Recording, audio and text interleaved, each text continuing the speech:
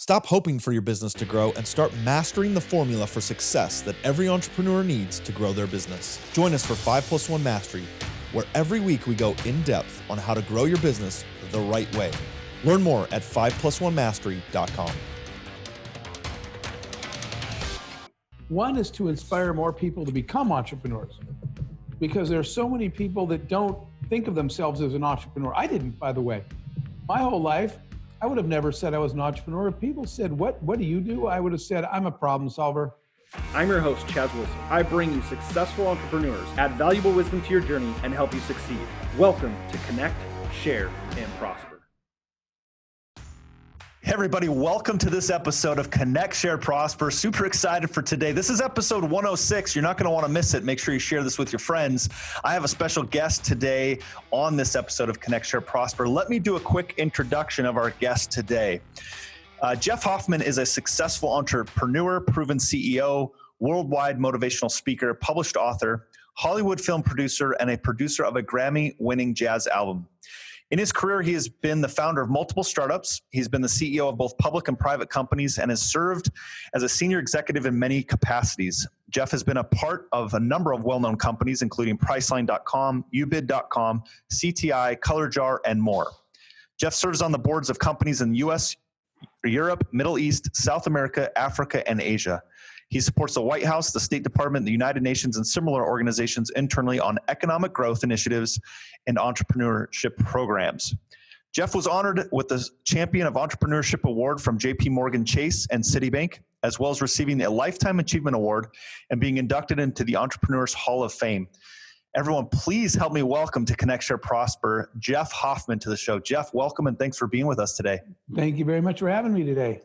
So a couple of quick questions, and then I want to kind of jump to what you're presently doing. Some of these companies that I listed, I'm familiar with, and some I'm not. ColorJar, what's ColorJar? ColorJar is our design company. That was the backbone of everything that you described there were tech companies. On my background, software engineering.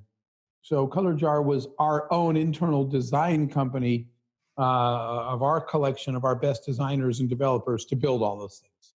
That's awesome. That's great. I think Priceline.com is probably the one I'm most familiar with of these.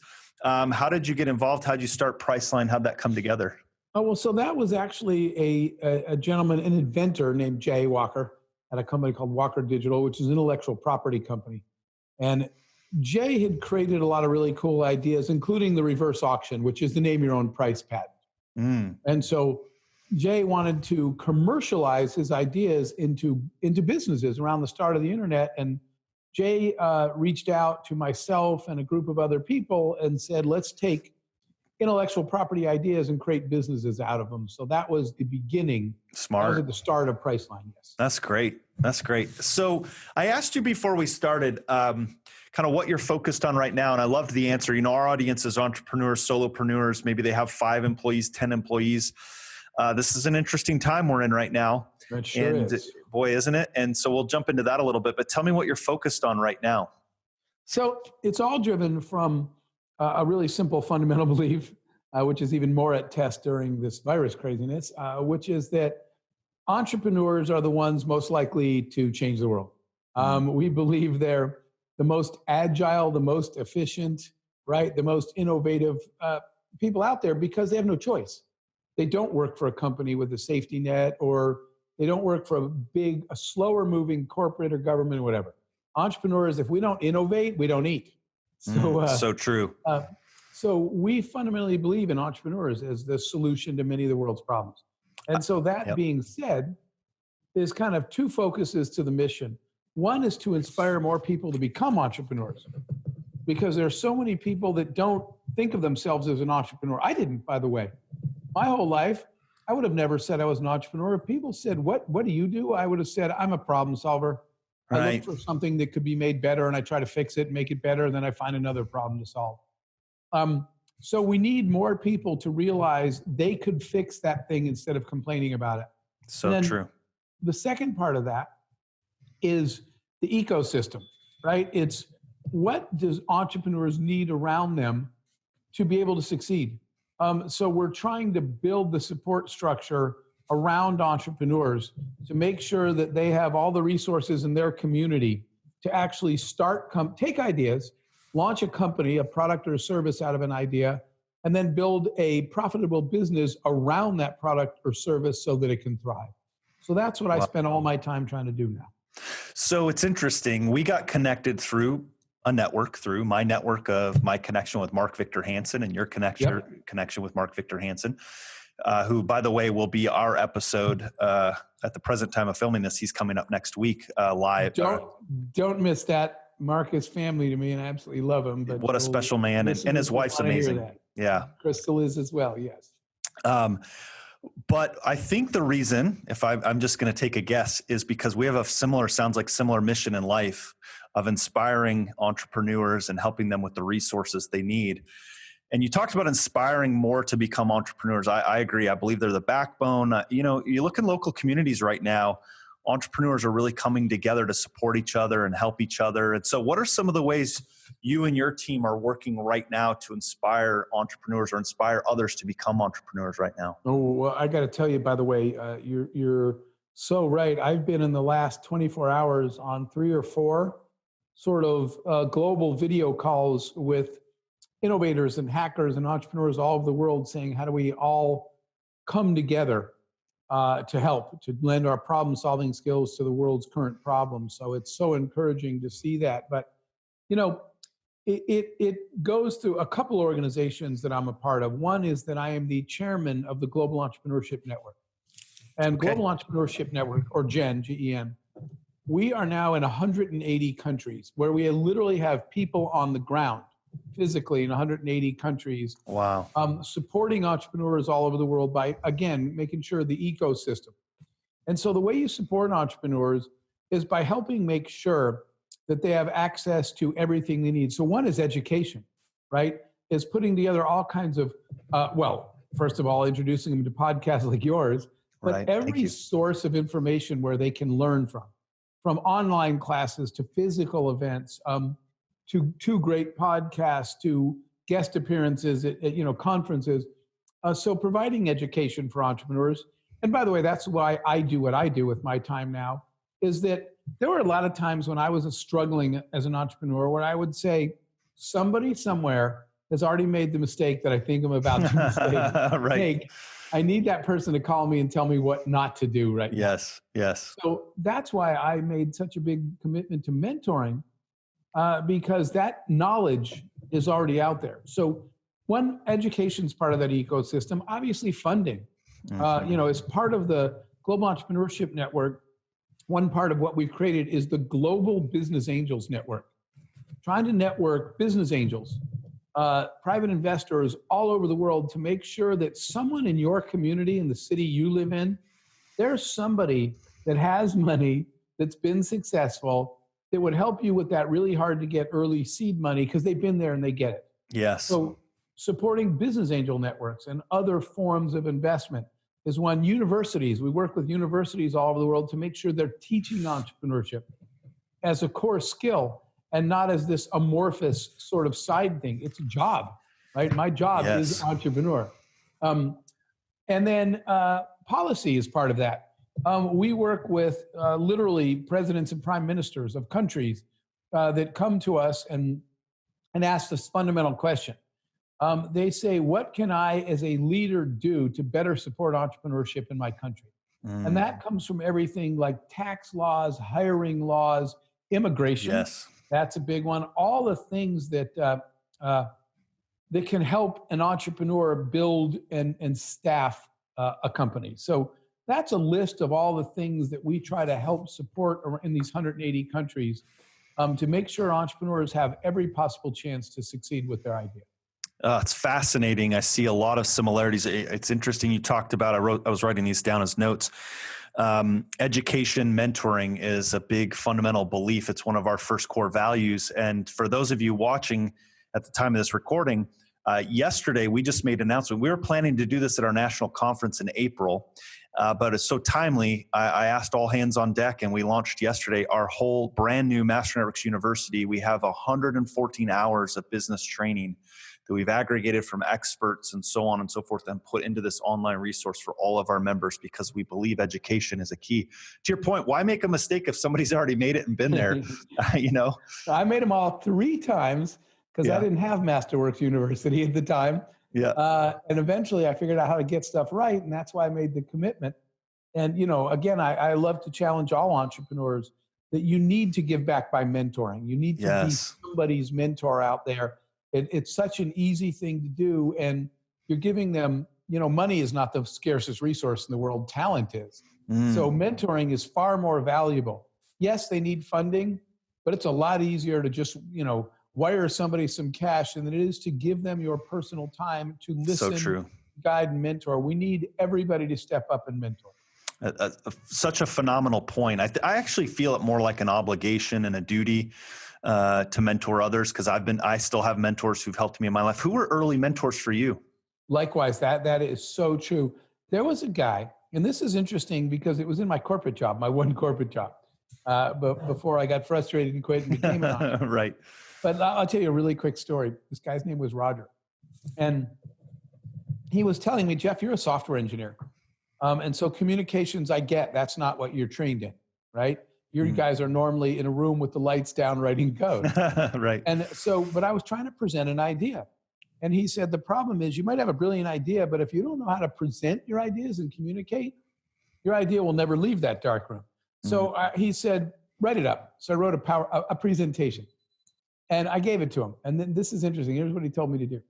He said, take each slide and cross off half the words of every slide. Now give it to me again and tell me if it delivers the same message.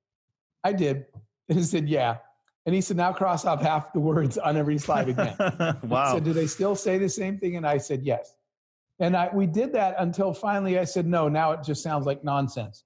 And he says, okay, back up one version. And that's the only words you need to make a point. Wow. Right? And that lesson later, when people were pitching for funding or whatever was going on out there, I would always get a compliment that people would say, wow, you got right to the point. It was clear, concise, and simple, and we get it. Thank you so much for communicating so effectively, versus all the other people that were pitching us for money. And every time I would kind of, close my eyes and say, thank you, Roger, because without that mentorship, that's as simple as it is. That was one piece of mentorship on one topic, and I've never stopped using it. Wow. He was one of my earliest mentors. Yeah, it's so powerful when you have a mentor. And I mean, think about the impact that lesson's been for you over so many different, right? I've shared this a few times. One of my mentors who's still impactful in my life, when we first had the idea to launch Master Networks, I was sitting with him. He'd helped build 3 national organizations. And I remember him sitting with me talking about, we could take this, globally and nationally and all. I'm like, just trying to get it off the ground. I'm trying to, at that time I have 5 little kids. I'm just trying to, pay for diapers. And he's talking about going global. And I started coming up with all the excuses of why I couldn't. And he just asked me the simplest question that struck me to the core. He said, why not you? Yeah. Why not you? And I couldn't even I could not in that moment come up with an answer. And he said, great, it's established, it's you. Now let's keep going. And I remember that simple interaction changed my life. And that's all that it took. And I think a lot of people will tell me that they don't consider themselves a mentor because they weren't an entrepreneur. And I have to tell them, just because you didn't build a company by yourself does not disqualify you. I'll give you an example. One time I was talking to this woman. I said, why don't you mentor entrepreneurs? And she said, Jeff, I've been the head of HR in a corporation, a big company, my whole life. Oh. And I said, hey, you want to know one of the things that 99% of all entrepreneurs have never had any training in? HR. Oh, for sure. I'm an engineer. I got to tell you a funny story, because one of my very first startup, I have 3 employees and me. And I'm sitting in my office because I was on the phone down the hall. And one of the 3 employees runs down the hall and he goes, Jeff, you need to come down here fast. I said, what's going on? He said, the other 2 employees are arguing and I think they're about to fight. Oh boy. And I said, well, what do you want me to do? He said, I don't know, dude, it's your company. And I said, I'm a software engineer. No one trained me in how to resolve disputes. And they're like, well, you got about 30 seconds to figure it out. You're not a bouncer. Right. So when this woman said, I've been a corporate HR person my whole life, I turned to her and said, I would have given anything for your mentorship back then. everybody can step up and mentor. Don't disqualify yourself. And like you said, that the lessons that you and I just highlighted stuck with us forever because somebody took the time to share with us.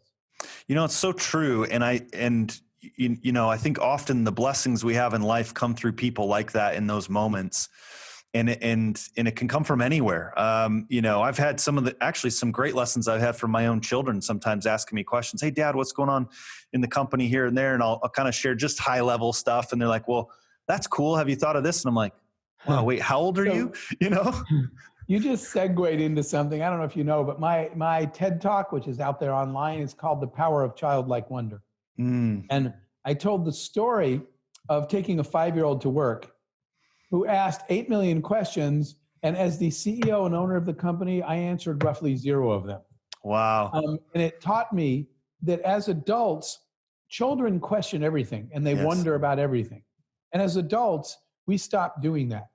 And the more I've started to notice a trait of my heroes, the most successful people I knew, they never lost their sense of childlike wonder. They still question everything. So I encourage all of your listeners. Every once in fact, I got to tell you something that after we did after that, I called all my employees in, all hands meeting. And I said, this Friday, we're doing 5-year-old day. And they're like, Jeff, what's 5-year-old day? I said, everyone that works here is going to come in like a 5-year-old. We're going to question everything we do. And if we can't get to an answer, because when you say to a 5-year-old, right, put on your shoes. Why? Because we're going outside. Why? Because we have to go to the store. Why? Because we need food. Why? Because we have to eat. Why? Right? Yeah. At the end, if you don't satisfy them, they don't stop. So twice a year, we would do 5-year-old day. And I would say, question everything we do at this company, including the things I, as the CEO, tell you to do. And if we can't find an answer we believe in, let's just stop doing it. And so you stop wondering about all those things. And it's good to intentionally, purposely go back and regain your sense of childlike wonder at everything around you. So I'm so glad that you brought that up because we use that as a technique. So I'm wondering, what was the result of that? What kind of came of those? Oh, I have to tell you, I think that we probably streamlined our operation. Well, I'll tell you a really quick, funny one.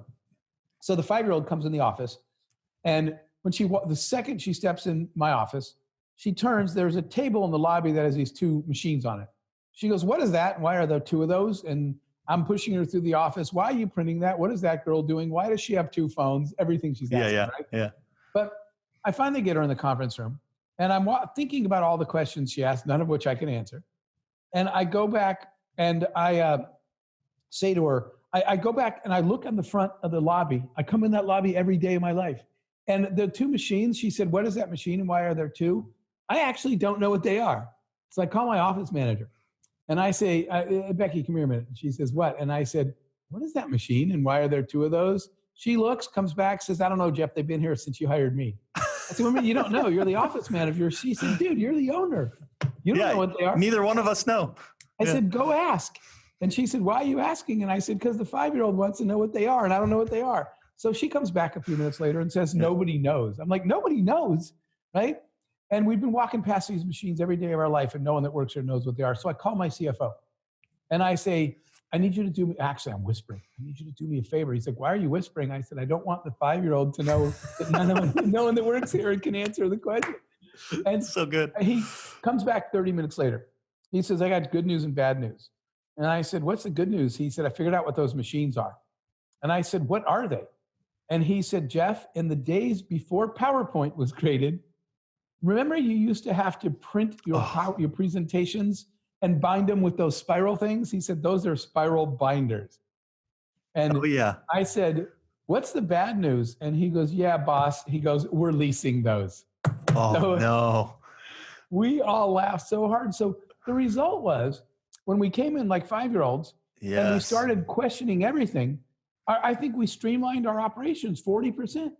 If no one knows what those machines are, get them out of here. If no one knows why we're printing that, stop printing it. If no one knows why we have 2, whatever, it was phenomenal. Jeff, that's so powerful. Asking questions. So powerful. And I love putting it in how you said it, like the 5-year-old day. I love that because I think in business, we sometimes overcomplicate the simple, right? We can say, hey, when was the last time you did an audit of your business? And we go, oh, I did this and this. No. Now let's take it even simpler than that. when was the last time you walked in like a 5-year-old and asked all the questions? Why do we do this? Why do we do that? What's this? Yes. Why is that there? That's brilliant. I love that. And do it as a scheduled exercise. Yeah. I kind of forgot we were in a podcast interview. So it's so good. No, it's great. I loved that story. And I think there's power in that. And what a mentor. You know what else it tells me is that if we're learning based and open, we're never too old to learn and never too young to teach. That is a phenomenally important point. Right? 5-year-old was teaching you at that moment.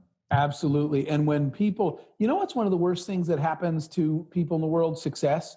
Because you know why? This is the first time you see yourself on the cover of a magazine, you say, I must be pretty smart. I'm on the cover. What you need to realize is you are never as smart as you think you are, and you never were. Okay? Right. You succeed by surrounding yourself with people that are smarter than you in every area you're not good at. And the sooner you realize that the key to success is finding people smarter than you and then getting out of their way and listening to them and learning from them and watching them, instead of thinking you know everything just because you're the boss, the founder, the CEO. Yes. That's when scale happens, is when you get out of the way.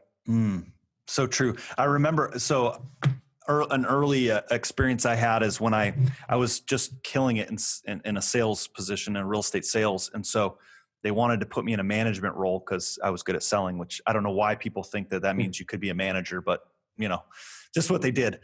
And I remember I had such a failure at that I had this concept in my head, and I wrote about it in my second book, where my success took me to a level my personal development couldn't keep me at. I didn't catch up.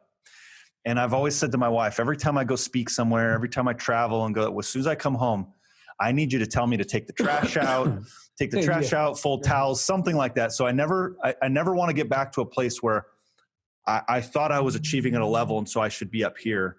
Because in my young, naive, sort of cocky days, if you will, that happened. And I never want that to happen again, because then they get off track. That is so right. And by the way, that's the joy of what children will do for you. You could have the best day ever and come home, and your daughter could say, wait, you wore that shirt to work in public today? And the whole day is shattered. Yeah. But they also do the opposite. You could have the worst day in the world, and somebody wrapped around your knee hugging you. That's so true. Right? A little head of curly hair. And you're like, wait, why was I stressed about the stuff that doesn't matter? So it gives you perspective both directions. Yeah, so true. I actually had a moment I had to kind of check myself a little bit as a father yesterday. My kids are at home, like everyone who's isolating right now. What's the age range? So my oldest is 17. So I have 4 boys and a girl. My oldest is 17. I have a 14-year-old, a 12-year-old, and then 10-year-old twins. Okay. And so they're all isolated right now, doing online school, all that stuff. And it was like, I don't know, 9:00 at night, and I see them on their phones, and I'm like, all right, you got to unplug, turn the phones off. What are you doing? All this stuff. I walk over, and they're watching my Facebook Live that I just got done recording. I was like, fail. That's very funny though. So you're right. It does. Like, they teach us so many lessons. So I appreciate that interaction and that discussion, because I think it's important. And so right now, getting to that moment of right now, there's a lot of things changing, especially in business, and people are having to pivot and change and be creative and think outside of the box and reapproach things they've currently been doing. Our teams had to do that. We've had to take some different approaches. What are some of the things you're seeing in the landscape of business right now that people are doing, pivoting, or what advice do you have to an entrepreneur that really in this moment things are changing right in front of our eyes? So it is really, really hard. I talk to, all I've been doing every day is talking to small business owners and entrepreneurs that are calling and saying, help. I'm not entirely sure what to do next. Nobody is. Yeah. But there are a number of things that I'm seeing. First of all, let me just briefly tell you about one other organization that I'm part of. I'm a founding board member of something called the Unreasonable Group. And it's named after the George Bernard Shaw quote, where he said, reasonable people adapt themselves to the world around them. Unreasonable people expect the world to adapt to them. Correct. Therefore, all progress is dependent upon unreasonable people. Yep. So we created something called the Unreasonable Group. And just give you an idea of the impact It is one and only one mission: to support the entrepreneurs, but specifically, it's the entrepreneurs solving the world's biggest problems. So it's all focused on social change, entrepreneurs. And just give you an idea of the numbers very quickly. In the portfolio of startups we've worked with since 2012, I'll get these roughly right. 165 companies in the portfolio, doing business in 187 countries. They've created about 120,000 new jobs. Wow. They've generated about $3.6 billion in real revenues. And they've raised, in total funding that we've raised across the network, it's just over $4 billion.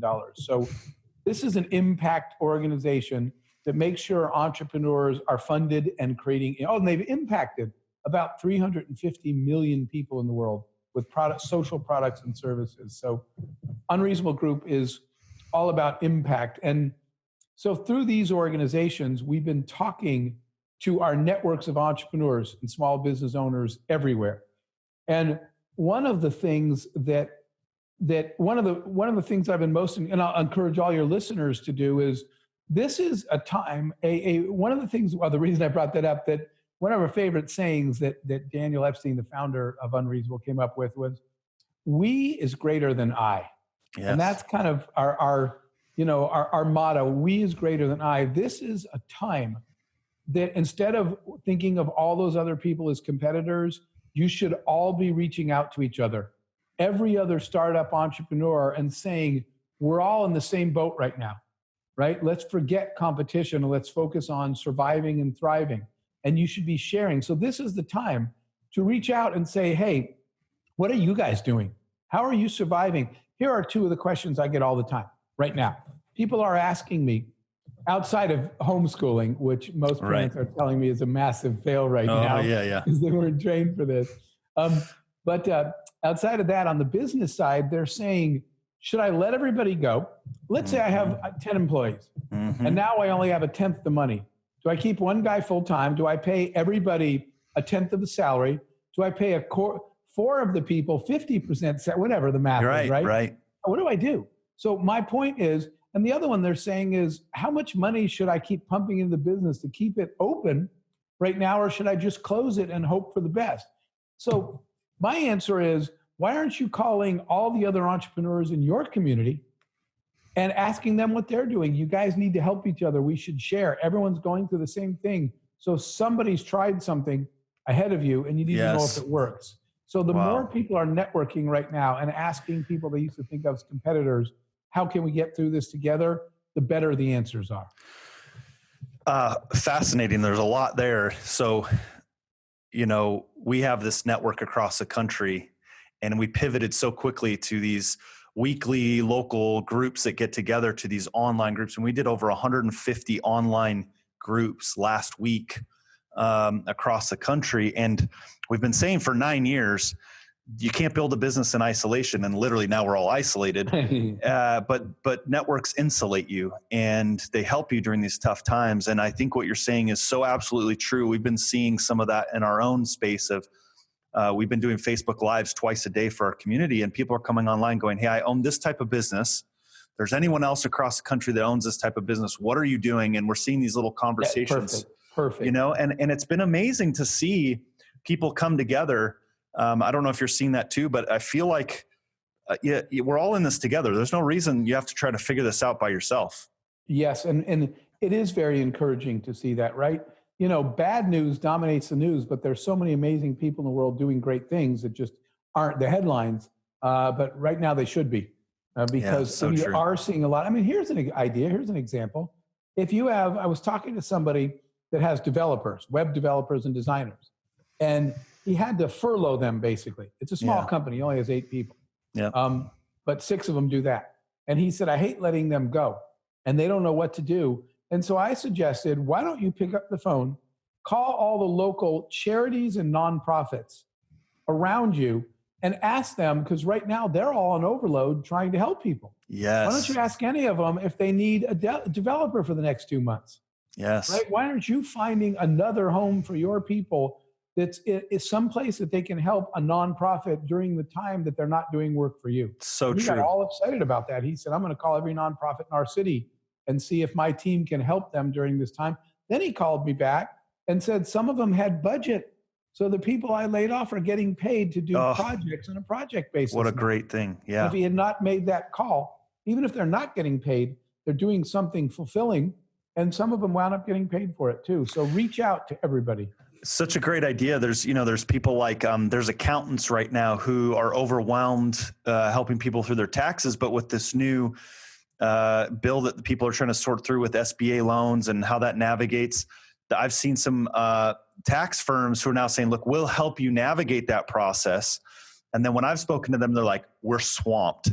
Right. So if you have any experience in bookkeeping, accounting, any basic skills there, these accountants might need your help right now to navigate through that. So I think you're right. I think it's really reaching deep into your network and not being afraid to ask and get yourself out there and say, hey, look, I'm looking. Some people are ashamed they got laid off right now. Don't be. Get out there and say, hey, I need some help. Who knows somebody? And get out there and get that. I love that. You have a great point. You shouldn't be ashamed of being laid off. If you want to be ashamed of anything, later you might be ashamed that you sat around the house all day while some struggling nonprofit could have used your help. So true. So true. Go. Yeah. Great points. Jeff, man, I feel like we could go. I hardly, again, like 3 times I forgot we were in a podcast interview. I thought we were just having this great back and forth conversation. I think there's a lot of great wisdom in this conversation. I love the impact you're making in the entrepreneurial space. It speaks dear to my heart. It's something I've always just sort of had that entrepreneurial feeling and drive. And I love that there's voices like yours out there that are helping people and making an impact. Not ironically, my 3rd book we're writing right now is called Impact, Becoming a Person of Positive Influence. I'd love to send you some of that stuff because I think please. I would love to continue this offline. And thank you for giving a voice to all those voices. Yes, thank you. Guys, every Monday, noon central, I bring you successful entrepreneurs like Jeff who get to share, look, the highs, the lows, the lessons learned along the path, because as he said, we're in this together. And this is an interesting time. This is the time to come together as a network and reach out together. So if you want to continue to hear great voices like Jeff, join me every week on the Master Networks Facebook page where I bring you successful entrepreneurs like him. And until next time, we'll see you on the next episode of Connect, Share, Prosper. Stop hoping for your business to grow and start mastering the formula for success that every entrepreneur needs to grow their business. Join us for 5+1 Mastery, where every week we go in depth on how to grow your business the right way. Learn more at 5+1mastery.com.